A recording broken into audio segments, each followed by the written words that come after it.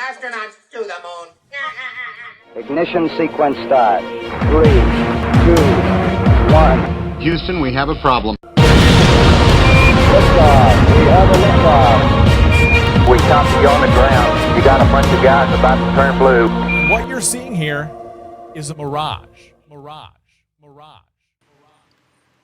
What's going on, everyone? It's Jaronism, back with another video for you today.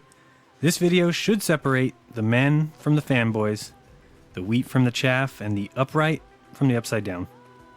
When shown the evidence, well, first you should verify it, always do your own research so you reach your own conclusions. But once you see that what I'm showing you is the truth, I think you have two choices.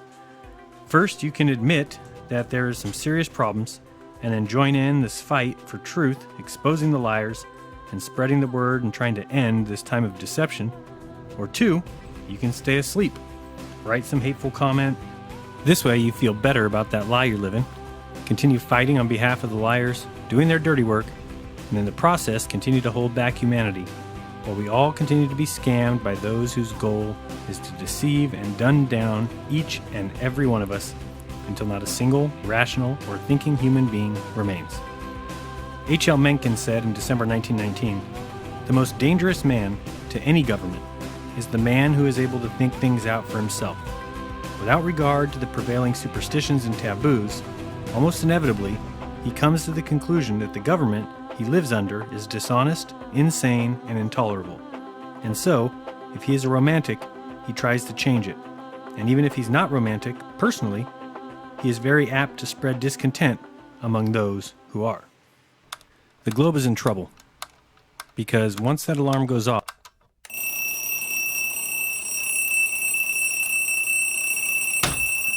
and you wipe away the gunk from your eyes, and finally, you can see the truth, there's no going back. You can't unsee the truth. You can't reapply the grogginess and the gunk. You're awake. And while you still might have to decide what to wear and what route to take to work, one thing you do know is that you can't go back to sleep. So what is it that you will know or realize by the end of this video? Well, you should realize that Antarctica is not what we've been told. So let's get it on with the evidence. Now think for some pretend second here that we're on a ball in the endless space, spinning on an axis. Such place would have two very interesting locations, a North Pole and a South Pole. The North Pole is pretty well documented, and there may be more to find there, but the place that we're going to discuss today is the southern continent, the South Pole. The Antarctic Treaty prevents countries from laying claim, prevents any kind of military action, and prevents you and I from going and taking a look.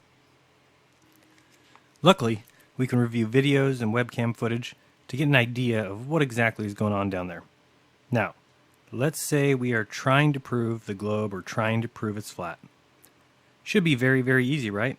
I mean, on a globe, we would have a 24-hour sun in the southern summer. That means that the sun would circle the continent.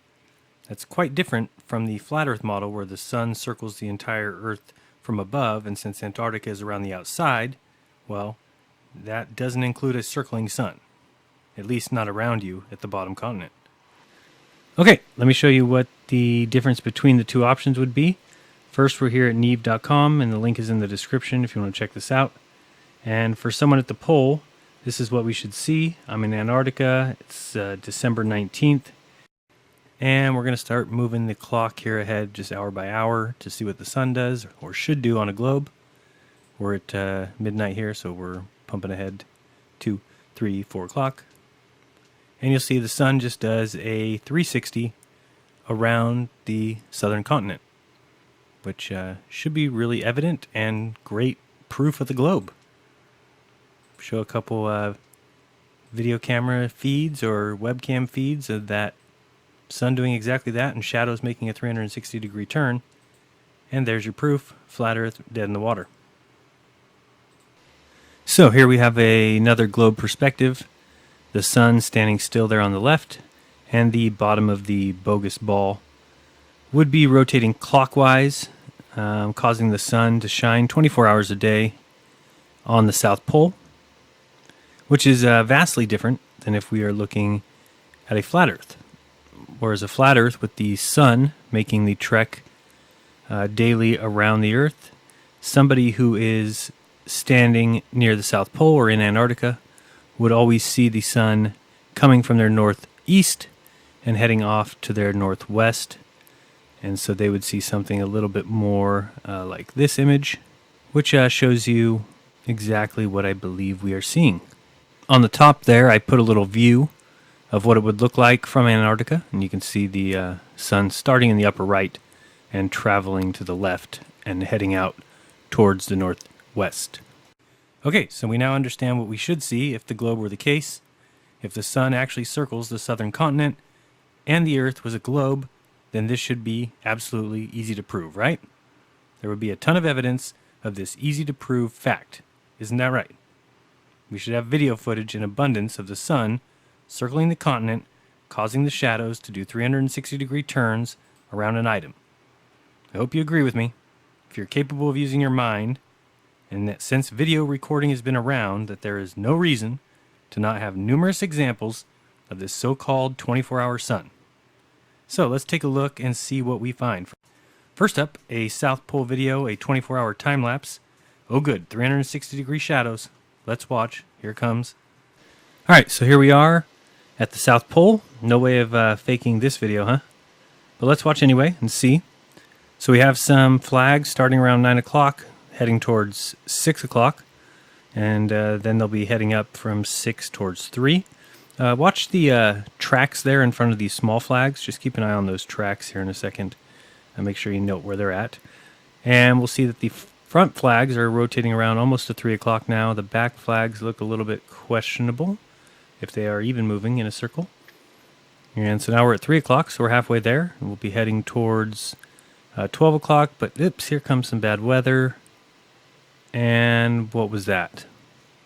They just took the flags. Alright, so those flags are gone, and you can look at the ones at the top that do look like they're moving, but if you look for the tracks at the bottom, looks to me like a completely different day. Certainly not proof of a 24-hour circling sun. Not by a long shot. Alright, let's move on. Let's check some webcam footage. Well, here we are, folks. 90 degrees south, Amundsen Scott South Pole Base and Station. And here we have a ceremonial marker erected by everyone's favorite traitors to humanity, the Freemasons. Can we give them a round of applause? Now, settle down, settle down. Come on, they're just like us. Only dirtbags. Alright, so here we go. We're looking at this webcam footage. I'll leave the link in the description. We're looking from February 2012 all the way to April 2014. Started at this one here, and let's watch the shadow as it does its 360, proving the globe. Or maybe not. We can watch the shadows on all these webcam videos, and we can see that never do the shadows complete a 360-degree turn. In fact, never is there a video of an entire day. We could look up here and see at the time that it will go through and 6, 7, 8, 9, 10, 11, 12, 1, 2, then it will skip to 10 for no reason. Remember, these are the webcam videos supposedly for the purpose of showing us the 24-hour sun at the South Pole. And we can see that the sun goes by the horizon there, right to left. But does the sun go behind us?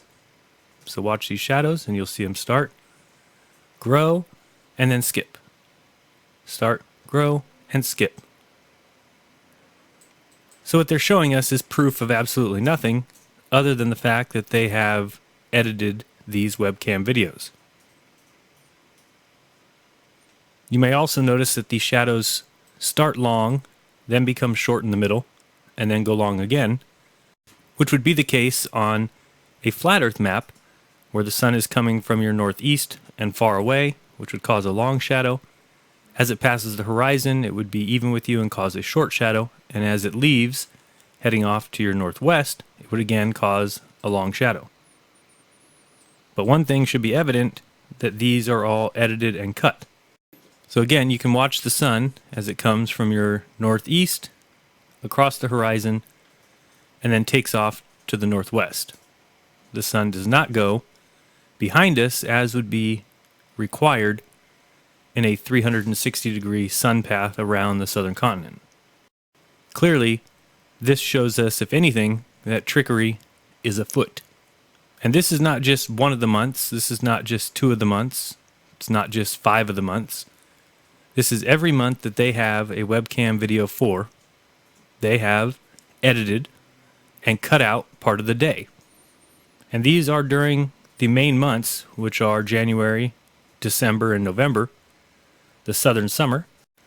In this video, let's watch this green flag down below. You'll see it starting around maybe 7 o'clock, 8 o'clock, rotates around to about 2 o'clock, and then resets. Rotate around, reset. This is obviously a lie. This is obviously not what's going on. Why don't we get to see the sun do a 360-degree turn around the southern continent? Now remember, this would be pretty good evidence and proof with a globe, because it doesn't work on a flat Earth to see the sun go around the southern continent. However, on a globe, it is something that should be really evident and should be seen in every single summer video from the South Pole. But again, watch the flag. It'll start around 8 o'clock, rotate around until it gets to 2, and then reset and start over. This should be a huge eye-opener. Should be something that screams to you fraud, fake, set up, contrived. This is not what we would see if the sun went around the southern continent. So now let's think. If the globe requires a certain phenomenon, and it is required for 6 months of the year, and every single year, what sense would it make if we never get to see that phenomenon? Use your head here. What would that mean? To me, it means that it simply isn't the truth, that it isn't the case. We don't see what we're supposed to see. So what else are we supposed to surmise besides that what we're told is not the truth? We could look up here and watch the time, and you'll see we're at January 14th, and the time goes 1, 2, 3, 10, 11, 12, 13, 14, 15, 16, 17, 21, 22, 23, 24, 1, 2, 3, 10, 11. So watch the times. Again, the link to these webcam time-lapse videos is in the description. You can go watch them all yourself and see that you have been terribly fooled. Now, if we watch these shadows here on this purple flag, you'll see what I'm talking about the shadow starting out extremely long, getting extremely small, and then getting extremely long again, which again makes no sense on a globe model, makes all the sense on a flat Earth model, because the sun is coming from your northeast and far away, causing a long shadow. Then it crosses the horizon, causing a short shadow, and then escapes to the northwest, which would again cause another long shadow. So I would love it if somebody, anybody, would tell me what reason could they possibly have for editing these webcam time-lapse videos in such a manner. Why not show us one complete day where the shadow simply does a complete circle? In fact, they should be able to show us probably at the very minimum 2 months straight. That's 60 days or more where the sun does nothing but circle the southern continent. In fact, it's supposed to be more. But at the very least, this is at Amundsen Scott South Pole Station. There should be non-stop continuous shadows circling these flags. But is that what we get?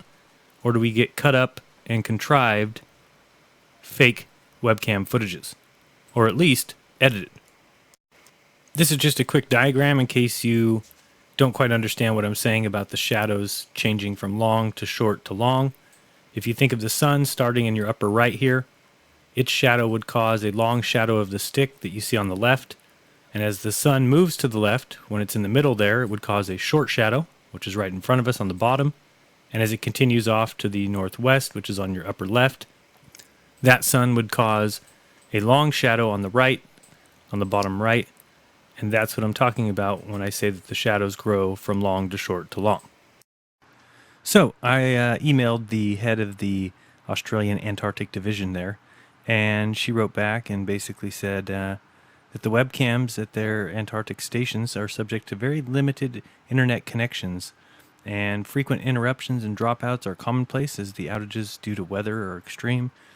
Very slow bandwidth means we are unable to have constant streaming video. The time lapses you see on our site are stitched together from photos generated every 15 minutes, and basically saying that there'd be no way that they could have data from a whole entire day. Just taking a look at Mawson Station's current time lapse, for example, the images are being recorded overnight, and nothing appears to be missing. If you do notice anything absent on any of our webcams, please let us know the specifics so we can investigate any potential faults, or even maybe restore images where possible. So I'm like, what the hell are you talking about? Why don't you have complete day's videos? You're cutting them yourself. So I wrote back, and she responded with, "Hi, Jaren, I've spoken to our web manager, who was not available earlier. He let me know that some frames are actually missing by design. Because the webcams were set up so long ago, he had forgotten about a script he had written to omit frames that are mostly all black to save on space, bandwidth, and overall quality of the video. Chunks of time with just black screens are a bit of a waste," he said, "that if there is any reasonable light source in the image, then the image would not be omitted, and that the missing frames are based only on the amount of light in the image. Thanks for your email. We will now add this to the FAQ for future webcam visitors." And if you can't tell, this is complete and total horseshit, because what we were just looking at was the summer months when there is no night. It's supposed to be 24 hours of sun going around. Why are those images omitted? So I said, "Jen, I still think you aren't quite understanding what I'm saying. If you have time-lapse webcam footage from the Amundsen Scott base, then why is there no 24-hour sun video? You guys have cut and edited every single video. Why? It makes no sense with your answers below about black screens. Please explain. For example, watch all videos for November, December, January, 2011, 2012, 2013. And the most recent email, which came earlier this week, said, "Hi, Jaren, the Amundsen Scott Station is an American facility, and for all inquiries regarding their webcam footage, you need to contact them. The information and explanation that Jen provided below still applies to ours. Kind regards, Denise." So I have emailed all the people at the NOAA and the NSF, and we were waiting to see if they've got anything new to say besides just the same nonsense responses. So again, I've sped up this camera footage just a little bit to get you some more views of these time-lapse footages, but it's all much of the same. You'll see shadows going halfway around and then resetting. You can watch the time in every single video to see that never is a whole day played. Sometimes it actually appears that the shadow comes very close to doing some sort of a 360-degree turn, but regardless, you can look at the time and see that at minimum, 8 to 10 hours is cut out of every video. So how could the shadow even be coming close to doing a 360 if you're cutting out a third or more of the day? Again, this is good evidence here. If you watch the purple flag start out very long, then it gets short as it goes in front of you, and then becomes long as it resets and starts over. So as I said, even if you watch that little igloo on the left, it may look really close to a 360-degree turn, but by looking at the time, 10 hours are cut out of that day. That just tells me that these have been edited. So, these are not accurate portrayals of reality. Again, the biggest and most obvious point here is that if it was a globe that we live on, then what they are trying to show us would be 1, easy, 2, occur daily, and 3, plainly evident. And it is none of those. It looks like they're trying to cut it up. It looks like they're trying to portray something that isn't actually happening. And it looks like they're trying to fool us. Let's pay attention to something here. Watch this shadow as it rotates towards the upper left of the screen, and notice that the shadow in this video coincides with the sun, not the opposite as would be required by, physics and optics. The shadow should be opposite of the sun, not rotating in tandem with it. Again, more evidence of extreme trickery, extreme editing. They're simply trying to sell us something that isn't reality. So, how much more will it take for these globe believers to stop in their tracks and just think, you know what? This is strange. And to stop making excuses for liars who have been deceiving humanity for hundreds of years. Because we've still got the same people, and you know who I'm talking about, who will watch this footage after that webcam, and will still believe in NASA and in science and believe that we would never be lied to, all because they're afraid of the implications. Well, it's time to face facts, and the facts say that we're being lied to. So, you can keep making excuses. You can keep just calling me names, put your hateful comment in the comment section. You can keep thinking that there's no way we could have been lied to. You can keep thinking that people have known that we live on a globe for thousands of years. You can keep bowing to those who deceive the world, and you can keep fighting on behalf of your handlers who are laughing at us all for two reasons. One, because they have fooled the world, and two, because you argue on their behalf. That is pretty funny, to have convinced people of a lie so strongly that you have the people who are lied to defending those liars and arguing on their behalf. It's time we wake up and see what's right in front of our face, and that's evident and evidence of something other than the globe we were all taught. If it's a globe, then someone show me the 6 months of video footage of the shadows doing a 360-degree turn at the South Pole Station. Should be easy, should be in abundance, should be evident, and should be all over the place. Yet we find none. And yet you will still sit there and argue on these clowns' behalf. So show me the evidence of this 24-hour sun. Show me the time-lapse videos that should be in abundance yet can't be found anywhere. Now, you may find a video out there somewhere that shows one day of the sun doing something like a 360-degree turn, but where are they in abundance? Here's a video someone sent me. I don't want to use it for copyright reasons, so I have a link in the description below, and I'll point out 3 things for you to watch when watching this video. I'm sure you've actually seen this video before, the one with the watch in the lower left-hand corner. But take a look first at the shadows, or the lack thereof, of these mountains. Then look at the shadows of these poles or sticks off in the distance. And lastly, look at the shadow of this huge mountain. And finally, watch the sun rays that come from this sun and tell me this is reality. Now, someone is clearly playing stupid here, folks. We're told and taught as youngsters that Antarctica is a continent on the globe bottom, and we've just looked at tons of time-lapse footage, and in every single video, someone has cut out and removed the one damn thing anyone would want to see. Can anyone explain this? Can anyone explain this lack of evidence? Does it make any sense at all? Any at all? Does it? The sphere with a South Pole makes no sense, does it? A plane doesn't dip for the curvature, does it? It's concrete. The globe model has no truth, does it? So anyway, anyone got any good ideas of what to do with this globe model? Get him a body bag! Yeah! All right. I totally agree. Get him a body bag. It's over. He's done. He's got nothing left. You stay focused. Whoa. Miyagi's right. Gotta stay focused. I mean, sure, the globe is having issues, but so many people think of it as fact, simply because someone told them. No time-lapse footage of the sun doing 360 degrees around the southern continent, but it's still believed as fact. Alright, staying focused. The Freemasons live by a slogan, nothing is true, everything is permitted, so that they can keep us all in the dark regarding our true potential. And one of their very best tools is the southern continent of Antarctica. They used the Freemason Richard Byrd to push the lie. They erected the geographical South Pole as a ritual.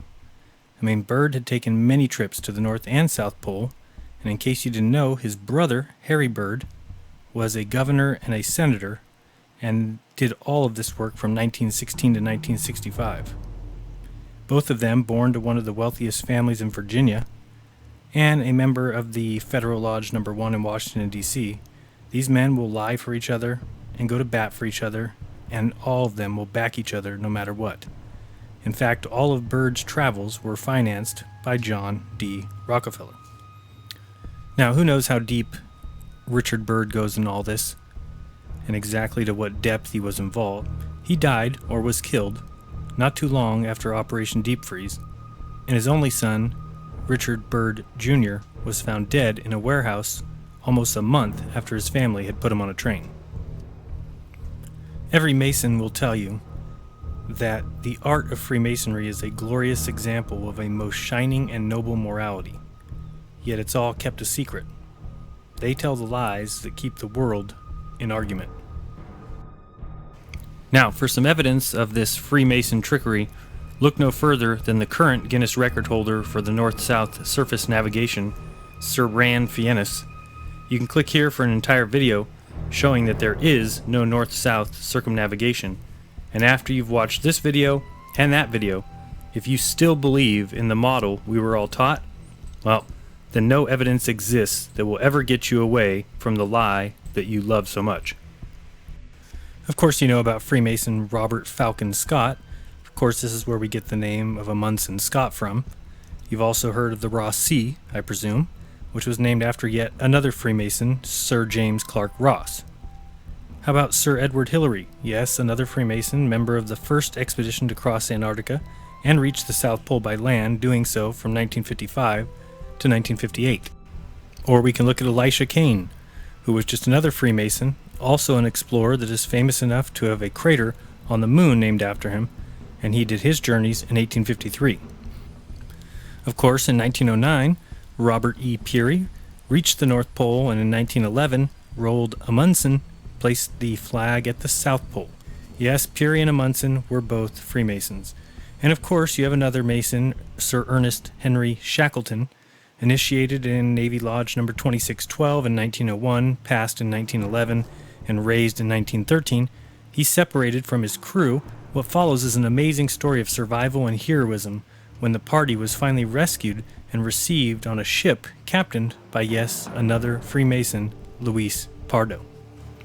The list goes on, full of these Freemason tricks, these Freemason lies. And it doesn't just end at the North and South Pole. You see, our history is littered with Freemasons and their lies. In all walks of life, in all areas of study. Of course, you should recognize that Charles Darwin was, of course, a Freemason. Imagine that one. What about Charles Lindbergh, right? First to fly across the Atlantic Ocean? Perhaps. How about the reason kidnapping is a federal crime? Well, this is his doing, and the reason it's now headed by the FBI. All of that as a result of the Lindbergh case. Yes, in one of the earliest hoaxes or false flags, do some research on Charles Lindbergh and his child being kidnapped. You'll see for yourself what kind of government ran this country in 1927. And maybe he was the first to cross the Atlantic solo. I can't say that he wasn't. But what I can say is the flight taking 33 hours seems a bit suspicious. And as the media reported, I'm very sure that during the flight across the ocean, through snow and sleet, he slept. You heard me. First solo flight from New York to London, the man slept. The feat had already been attempted 6 times, and all 6 men never made it. They all died. Yet Charles Lindbergh, the Freemason, he did it, while dodging storm clouds at 10,000 feet and dodging waves as low as 10 feet. He also found time to sleep. Not a worry. Yeah, those Masons are amazing indeed. It's like the Mason who went to the moon, and on his first step off the LEM, he pissed on the moon. And when he was ready to leave, the first time ever that it would be attempted, he said, "Roger, Houston, we're number 1 on the runway." Circuit breakers. So all in all, the deception here is becoming clear. Why would there be no footage of a 24-hour sun? Where's the proof? Where's the proof that we live on a ball? Go look at images from 70 degrees north versus 70 degrees south. On a globe, they should be nearly identical, but you'll see that the south is a barren wasteland of ice and penguins, and the north is filled with trees, flowers, bushes, deer, bears, squirrels, elk, and everything else you can imagine. Why do all of these South Pole and Antarctic flights and planes have no windows? Is there something they don't want people to see, perhaps? Like, what's that sun doing? Why is it when you look at the Worldview 4 satellite images, which cover the United States in a pattern like this, stop in Antarctica like this, in a very circular pattern? Now, do I claim to know how it all works? Hell no. I've been lied to my whole life, like all of you. It certainly could be something like this, or there could be a southern continent like this. There could be no outer ice wall, and more land north and south. There could be Shambhala. There could be the Tibetan tradition of White Island and the Eternal Land. Universally through time, we've had legends that speak of Atlantis, or a sacred land located at the navel of the earth. Hindu mythology tells us about Meru as the mystical mountain of the earth's center. Like the Egyptians, the Indians conceived of a dwelling place of the gods known as Samaru. Hebrew legends speak of a place in the north called Luz. Many ancient lands speak of a first continent known as the imperishable sacred land, and is the most mysterious of the 7 continents. It is said to be located in the region of the North Pole. This sacred land is stated never to have shared the fate of the other continents, because it is the only one whose destiny it is to last from the beginning to the end. It is the cradle of the first man and the dwelling of the last divine mortal. Of this mysterious and sacred land very little can be said, except perhaps according to a poetical expression in one of the commentaries, that the pole star has its watchful eye upon it. Buddhist texts say that Shambhala can be reached only by a long and difficult journey across a wilderness of deserts and mountains, and warn that only those who are called to have the necessary spiritual preparation will be able to find it. One text says that the kingdom of Shambhala is round, but it is usually depicted as an 8-petaled lotus blossom. The modern theosophical tradition, too, recognizes that Shambhala is a real place. Shambhala, although no erudite Orientalist has yet succeeded in locating it geographically, is an actual land or district, the seat of the greatest brotherhood of spiritual adepts and their chiefs of earth today. From Shambhala at certain times in the history of the world, or more accurately, of our own fifth root race, come forth from the messengers or envoys of spiritual and intellectual work among men. It is surrounded by an akashic veil of invisibility, and an army of airplanes might fly over it and not see it. In it are gathered some of the most valuable records of the human race. There, surrounded by the greatest and most evolved human beings, the silent watcher of earth has his invisible abode. Meru, which was the Olympus of the Indians, is said to be situated in the center or navel of the earth. It was guarded by serpents, which watched the entrance to the realm of secret knowledge. According to tradition, it was the land of bliss of the earliest Vedic times. Occult teachings place it at the very center of the North Pole, pointing it out as the site of the first continent over the entire Earth.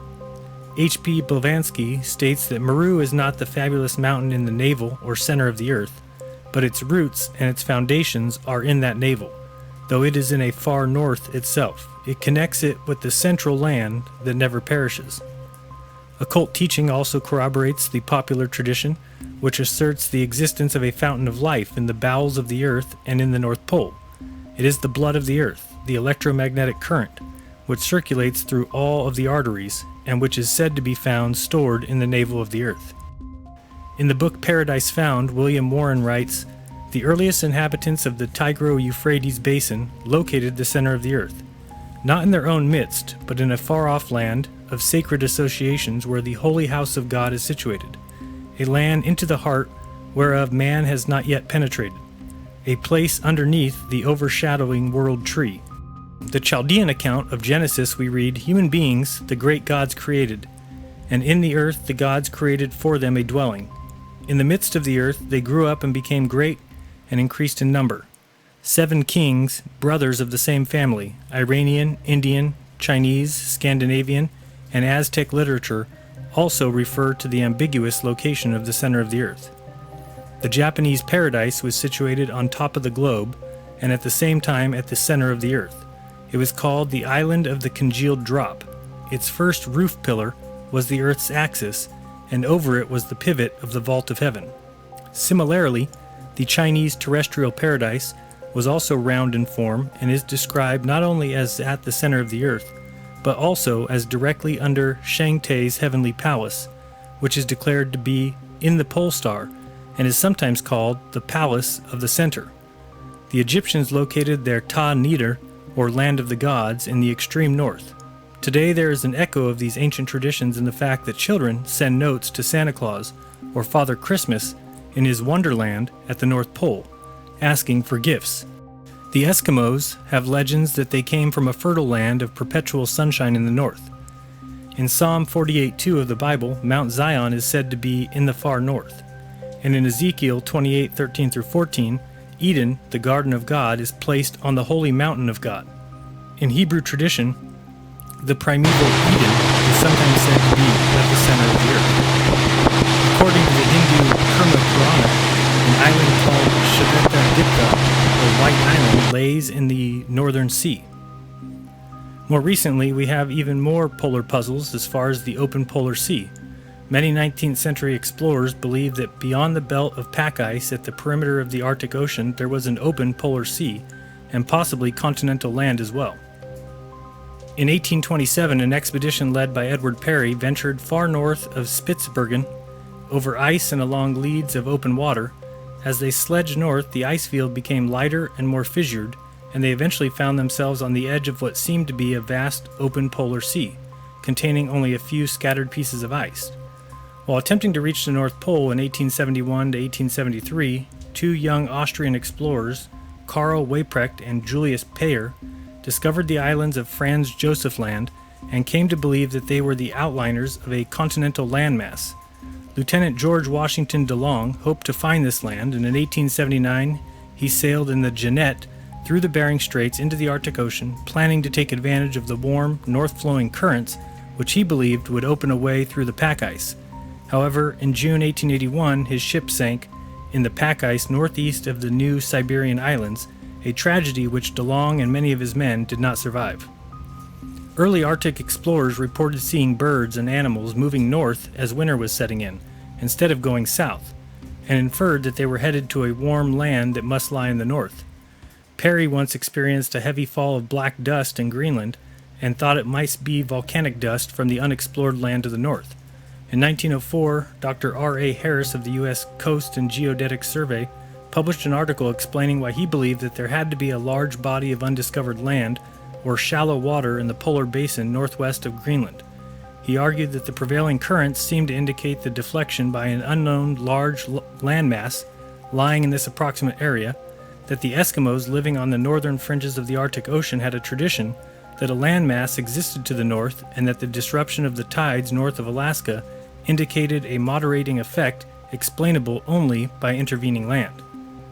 Various Arctic explorers actually reported seeing land in the distance, though it should be noted that visibility can be poor and mirages are very common in this area. Have you ever heard of Crocker Land? Another famous disappearing land was called Crocker Land, discovered by Peary. He saw it on the 24th of June 1906 from atop a 2,000-foot mountain situated behind Cape Colgate in northern Greenland. Peary says that through his binoculars he was able to make out, apparently a little more distinctly, the snow-clad summits of a distant land in the northwest above the ice horizon. Peary estimated that Crocker Land lay 120 miles from the northern coast of Axel Heiberg Island. How about Bradley Land? Frederick A. Cook stated that on his journey to the North Pole in 1908, he looked for Crocker Land but did not find it at the location given by Peary. However, he said he seen a mountainous, ice-clad land slightly further from the shore, which he named Bradley Land. He saw it to the west of his line of march, north across the pack, on the 30th of March 1908, and again 31st of March. Prior to his attempt at the pole, Cook expressed the common belief that land would be found north of the Arctic Ocean.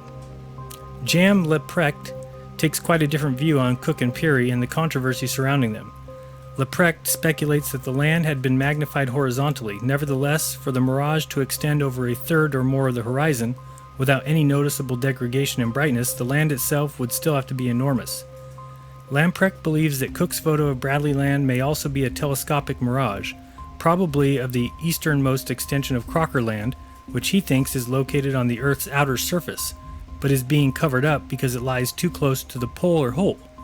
He thinks that Keenan Land also could be a telescopic mirage of the same gigantic polar continent, seen at a distance of over 900 miles. Lamprecht also believes the polar land and hole might have been discovered in 1926, when Amundsen, Ellsworth, and Nobile made their transpolar flight from Spitsbergen to Alaska, but instead of publicizing their discoveries, they supposedly went straight to the military and were sworn to secrecy.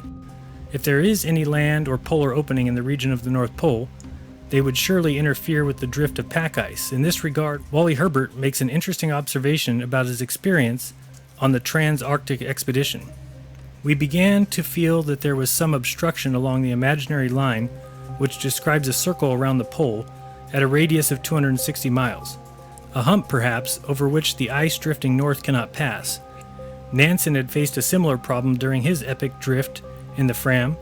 After the first 18 months, it had become evident that the 13-man crew of the Fram were unlikely to come any closer to the pole than 300 miles unless they left the warmth and safety of the ship and set out on foot. Although it is often said that the Arctic Ocean and seafloor have been thoroughly explored, it should be borne in mind that this ocean is 1.5 times the size of the United States of America, so the possibility of a small opening or island with a tunnel having gone undiscovered cannot be absolutely ruled out, and as far as the possibility of a cover-up is concerned, well, it's worth noting that according to some mystical and esoteric traditions, certain sacred areas of the earth are protected and concealed by the exercise of occult powers. Many people have asked about the 24-hour sun in the south. And while we know that there is no 24-hour sun, we don't know that there's no 24-hour light. If you take a look at a couple of these images, you'll see that if we put anything past these guys, that would be a mistake. The ability to easily reflect or deflect the sunlight, or could it simply be an atmospheric effect? So do I know the answer? Nope. We need everybody doing the research. So the point is, we've been lied to. And step one should be pointing out the lies and exposing the liars. Then we will have people everywhere searching for the truth. So is there an ice wall? Where does it expand to? Is there more land south like the Iron Republic? Or is there a paradise north like the Garden of Eden? The answers are there for us to find once we realize that we live in a lie constructed by Freemasons, Jesuits, Jews, and the priest class. And now, add to the mix scientists, astronomers, physicists, and more. Not because they are hiding it purposely, but because they are too proud and too blind to look into what we're saying. You don't live on a ball flying magically through space. Be kind. Don't lie. Open your mind. There's truth inside. This has been Jaronism. Like this video. Share this video. Till next time. Peace.